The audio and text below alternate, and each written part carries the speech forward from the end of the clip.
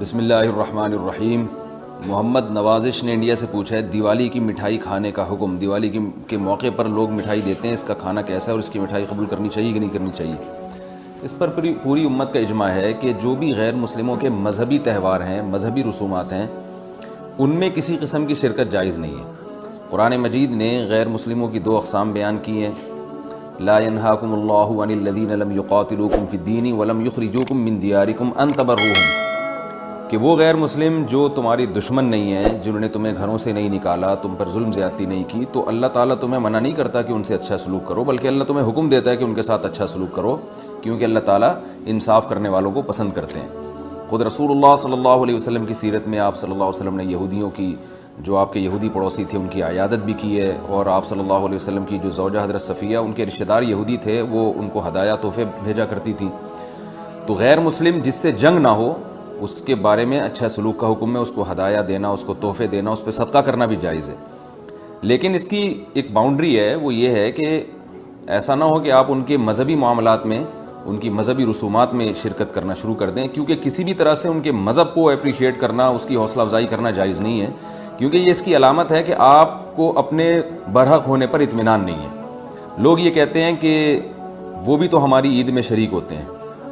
تو دیکھیں ان کے مذہب میں یہ اجازت ہے کہ ہماری عید میں اور ہمارے تہوار میں شریک ہوں، ہمارے مذہب میں اجازت نہیں ہے، تو ہم تو اپنے مذہب کو فالو کریں گے۔ ہمارے مذہب میں کرسمس ہے یا جو بھی ان کے مذہبی تہوار ہیں، ان میں کسی بھی قسم کی شرکت کی ہمیں شریعت میں اجازت نہیں دی ہے۔ ہاں، قرآن میں اللہ نے دوسرے مقام پہ فرمایا کہ اس کی گنجائش دی ہے کہ الا ان تتقوا منہم تقاہ، کوئی خطرہ ہو، اندیشہ ہو، آپ ایسی جگہ پہ رہتے ہیں جہاں غیر مسلموں کا غلبہ ہے، اور اگر آپ نے بالکل ہی بائیکاٹ کر کے رکھا تو آپ کو خطرہ ہے کہ وہ یعنی آپ پہ ظلم زیادتی کریں گے، تو ظلم سے بچنے کے لیے یا زیادتی سے بچنے کے لیے جس حد تک یعنی آپ ان کے ساتھ رہ سکتے ہیں یا گنجائش ہے اس میں، جس حد تک آپ ان کے ساتھ جو ہے وہ جوڑ پیدا کر سکتے ہیں تو کریں،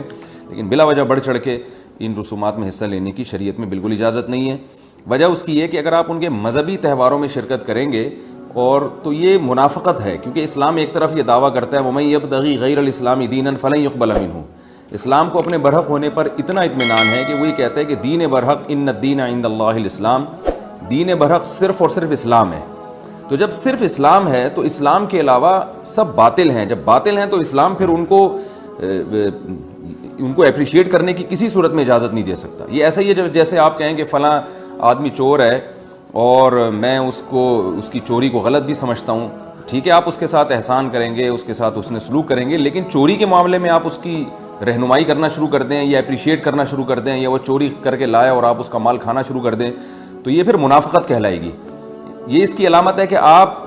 کے چوری کے بارے میں وہ جذبات نہیں ہیں جو ہونے چاہیے۔ تو اسلام نے غیر مسلم کے ساتھ حسن سلوک کا حکم دیا، مگر اس کے مذہب کے معاملے میں دو ٹوک بتا دیا ہے کہ کسی قسم کی مذہبی رسوم میں ہم ان کے ساتھ شریک نہیں ہوں گے، بائیکاٹ کریں گے، اور ہم یہ کہیں گے کہ لکم دینکم ولی دین، آپ کے لیے آپ کا دین ہے، ہمارے لیے ہمارا دین ہے۔ اور اس بارے میں صحیح حدیث بھی ملتی ہیں۔ حضرت انس بن مالک رضی اللہ تعالیٰ عنہ فرماتے ہیں کہ ہم مدینہ میں تھے، ایک خاص تہوار تھا جو شروع سے اہل عرب کا چلا آ رہا تھا، ہم وہ تہوار منایا کرتے تھے، تو آپ صلی اللہ علیہ وسلم نے ہمیں اس تہوار سے منع کر دیا، اور آپ صلی اللہ علیہ وسلم نے فرمایا کہ اللہ تعالیٰ نے ہمیں اس کے بدلے میں دو تہوار دے دیے ہیں، ایک عید الفطر اور عید الاضحیٰ۔ تو آپ نے یہ نہیں کہا کہ مسلمانوں کا تہوار عید الفطر اور عید الاضحیٰ ہے تو یہ بھی مناؤ، اور وہ پرانا جو آ رہا ہے چلو وہ بھی مناتے رہو، اس کو منع کر دیا، اور فرمایا کہ جب اللہ نے ہمیں بدلے میں اس سے اچھے تہوار دے دیے ہیں تو اب ہم ان تہواروں کو نہیں منائیں گے۔ تو تہوار کو منانا